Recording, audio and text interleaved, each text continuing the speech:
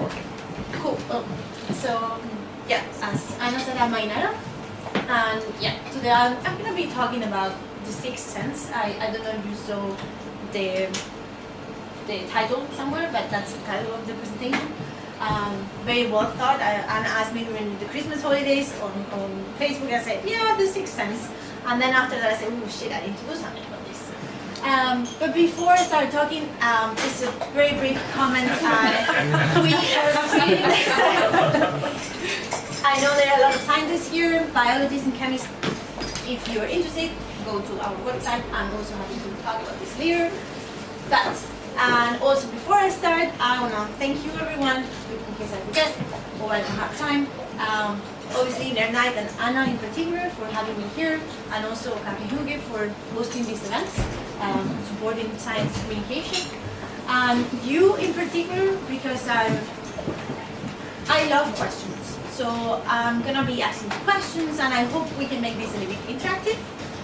So let's see if that works. So I thank you in advance for participating. So the sixth sense. Let's start with a little question. So how many of you have actually watched the movie? I would say 98%. I haven't watched the movie. I know what happens. And this is a totally useless question because we're not going to be talking about the movie. This is the first real question. So how many senses do we have? And because the first question I'm going to give you options, so A, 5, of course, everyone knows that. B, I guess 6, if the presentation is called The Sixth Sense and it's not about the movie, maybe it has something to do with this. C, it depends how you count them. So let's see how many A's. Smart. Okay, 1, yes, thank you so much. B's. Another 2. Okay, good. C. Okay, so all of you can go, and then the other 3 stay. No, I'm joking. I hope, even though you knew that this is not 5 senses that we have only, I hope you learned something today. So let's do something now.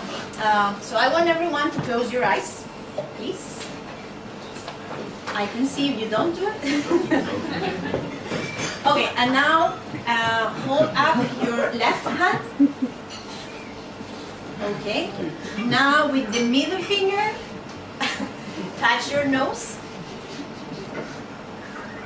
Okay, so I can see 100% of the people could do it.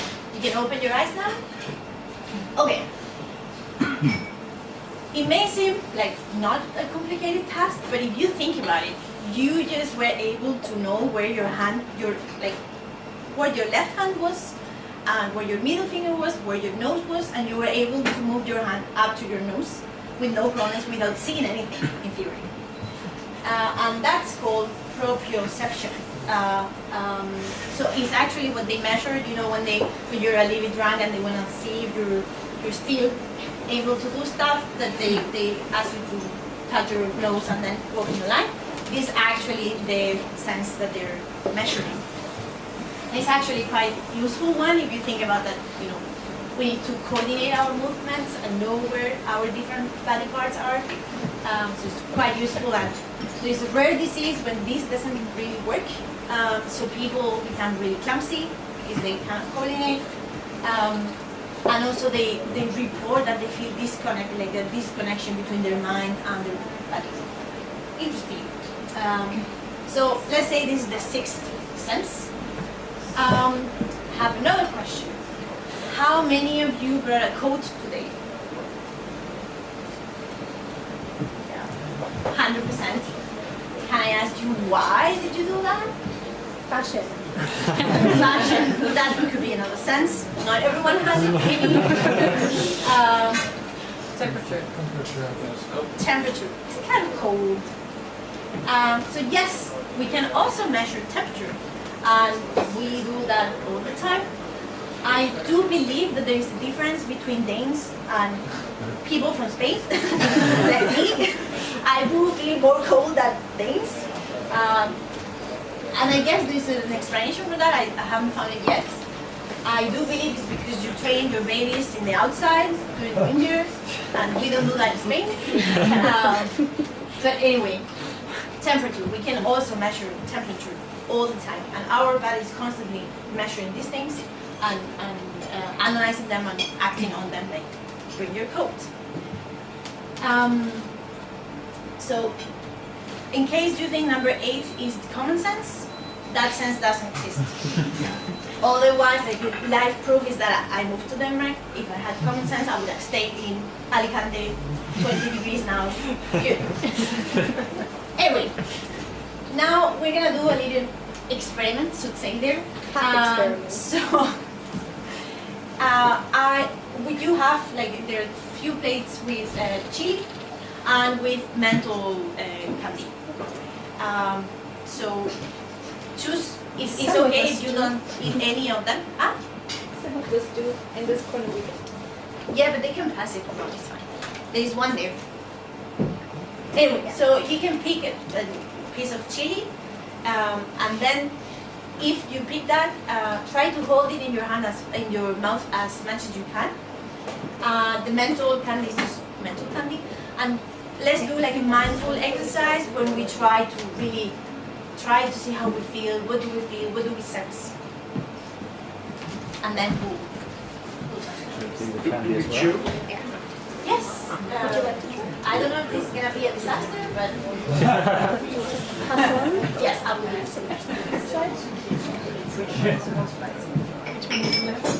The green one is the least sugar. Yeah, but the right green is.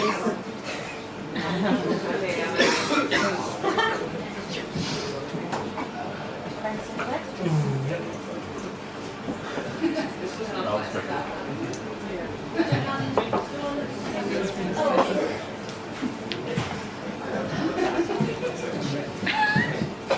And I'm gonna need a volunteer that is eating chili and someone that is eating a candy. Can you pass more? It will come. Chili.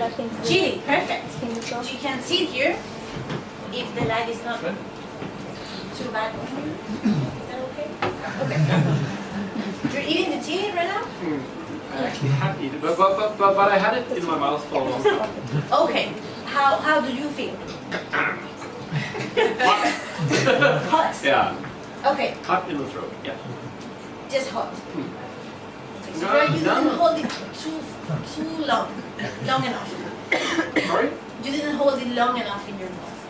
You need That might another be. one. Might be. Anything else that ate chili that is feeling something else? He's feeling bad. Feeling bad? It hurts. Can you specify bad kind of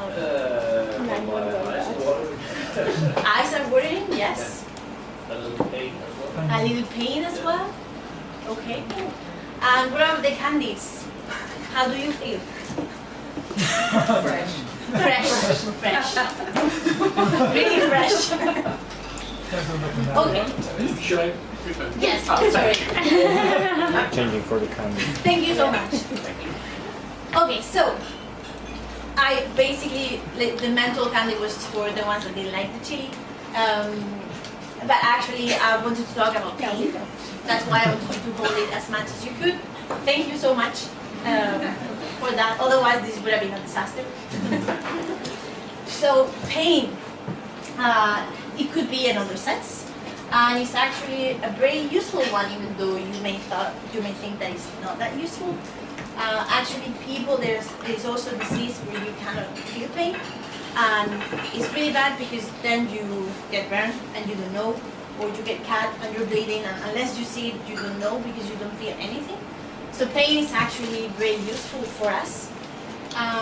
But of course, when it becomes chronic pain and it's not really signaling a danger or something that's bad to you, then it's not good. So the next question is, how can we sense all of that? And that's kind of what I was studying while doing my PhD, like part of this question. So does anyone know? Yes, give you some information. Something that you know. Okay, so it's very simple. You know, this guy is from Lego, and it's this robot and has all these sensors, including an ultrasonic sensor. I don't know exactly what that measures, but we are kind of the same, no? We have a sensor system, which is our sensory system, and it's basically the sensors are all connected to the peripheral nerve system, which is, you know, when people study neuroscience, like, oh, I'm studying the brain, it's so cool. Maybe I'm studying the spinal cord, but everyone forgets about the poor peripheral nerve system, which is really cool. And so you see all the nerves. No, the picture's not so good, but you can see all the nerves going all around your body. So actually, you have one neuron that starts here and goes all the way to here, and it's the same neuron, that long.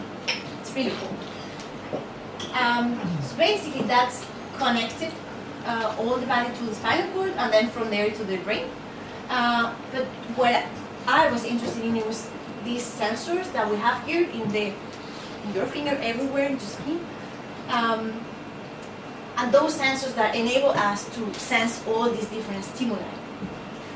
So in the case of the capsaicin, which is the ingredient that makes the chili spicy, and mint in the mint candies, this is the capsaicin molecule, this is the menthol molecule. They interact with these proteins. There are some ion channels. This when it becomes a tentacle. These are proteins that are in the membranes of the cells, and they open or close depending on the stimuli that they receive. And then when they open, they say, for example, we have this channel that is called TRPV1. When the capsaicin comes in from the pepper, like the chili that you ate, then it will go. It will interact here, it will open this channel, and then the channel will send an electric signal to your brain saying, pain. In this case, it will be fresh, or like cold, even less exciting. So these channels belong to a big family that's called the TRP channel family. And you can see they're temperature sensors. I mean, the cool thing about these proteins is that they're able to sense many different stimuli. So the chili is also activated at high temperatures, as you can see here. This is the TRPV1 here. So that's why you also felt hot, or you too, because they also signal high temperature. It's also, for example, when you get burned, this is the one activated. The TRPV1. Of course, for my temperatures, these are the ones that tell you, oh, it's good, we're at 25. Oh, this is getting cold, maybe I should get my coat.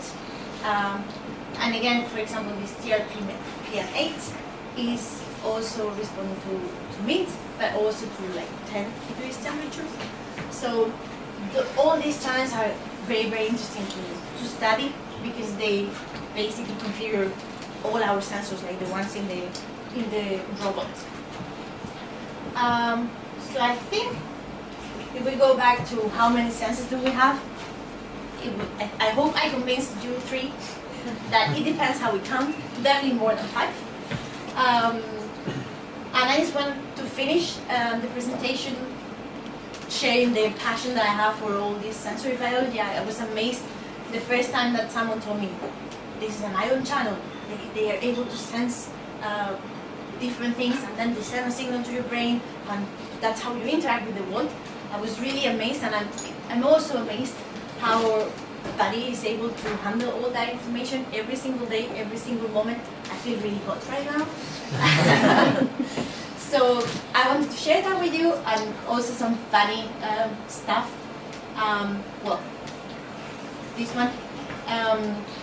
That also outside us, there's a lot of nature, and they're able to do amazing things. Like, for example, sharks are able to sense electrical signals. Some snakes are able to actually see in infrared.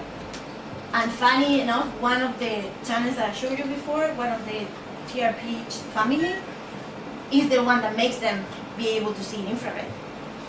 Is the one that we use for the master oil. I don't know why, but they're able to use it for that. There are birds also that are able to sense magnetic fields, and that's how they find the roots. And this guy here, didn't mention this, but I guess you know we have two different types of optical neurons or neurons for vision. These guys have, I don't know, I think 16 different ones, and we only have 3. So I don't even know how they see. Probably they see rainbows all over the place. I don't know. So yeah, that was it. I hope you learned something new. And as I said, I love questions. So, any questions? Any questions, Ainara? There's one at the back there. That's the heat chart proteins.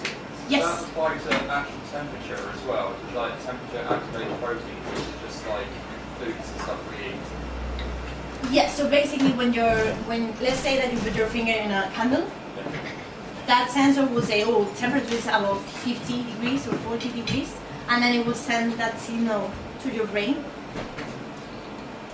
I think knowing the exact temperature is something that you will learn, so I don't think you can touch something and say, oh, this is 23.2 degrees.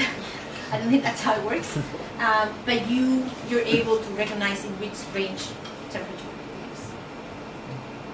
What is on the spectrum that garlic was listed twice on both ends of the spectrum? Yes, How does that? maybe possible. Because these channels, for example, they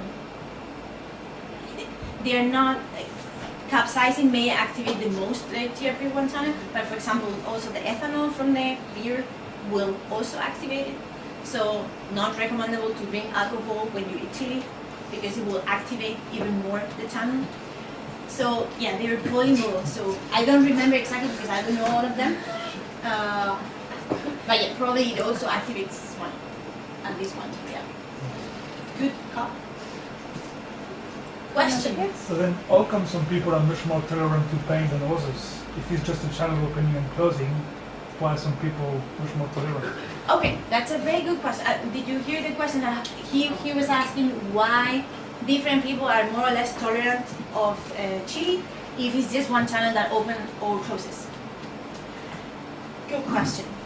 First thing that can change the number of these channels that you have. So actually, for example, when you cut yourself, and then you see the whole inflammatory process starts, and you see the region around the cut becomes red, and it's actually sensitized. So what happens is that there is an increase of the channels, and your pain threshold decreases. So if you cut yourself, you have that sensation, or when you burn yourself, if you go and have a shower afterwards, at like the 37 degrees temperature that is normally pleasant for you, is actually painful in that region. And it's because you sensitize the area, so you protect it, so to allow the bone to heal. So number of channel changes. Also the channel, there are different things that can modify the channel. So there are you can add phosphorus groups to the channel, phosphorylize. So you can modify how sensitive the channel is chemically as well. So that also something that happens. Also when you have chronic pain, that is one of the things that happens. So the channels by default are more sensitized. So yeah, those are some things. Good question. Are these channels passed on genetically, or, for example, can you change them during life? Let's say I lived as you were in southern parts of the world. I did not tolerate cold weather. Now I've been here for some time. Now for me cold weather is nice. I cannot go back home because it feels so hot. How do you, does it change, or? That's a good question. So as I said, you can modify them, and you can get more or less of them. For example, 1 second, going back to the chili, the birds, for example, they also have this channel, but it's sensitive to temperature, but not to the chili. They explain that as because they were eating the chili, they should be able to eat the chili, so they can spread the seeds. That's one explanation. So there are different mutations. With the how you get used to cold or not, I have no clue how that works. Are you saying that I could be mutant, for example? Maybe you mutated, small growth, maybe Awesome. caused the mutation. Nice. That I don't know. But also with the chili, you get used to it, and I think that's in terms of the amount of chance that you have. Okay, any more questions? Last one? Yeah. You mentioned that that some animals could actually sense magnetic fields. Yes. I don't know if it's an mentioned or something, but I've heard that some people actually can get sick in environments where there's a lot of electromagnetic interference, like a lot of Wi-Fi and something like that. Is this something that you've heard about or studied? There's a lot of thought, like a lot of people talking about that also that is bad for you. You can get cancer with all this Wi-Fi and I don't know. I haven't heard. I haven't heard that we have magnetic sensors by default. If they can make people sick. Yeah, but it's more like people getting like headaches and it's not like these long-term thing. It's more like like it is actually some kind of sense maybe. But getting a headache is not actually. It doesn't mean that you're sensing No. the magnetic field. Okay. Yeah, Okay. I don't have a good answer. Okay. We can talk more if you want. Thank you so much, Ainara. Thank you. Thank you.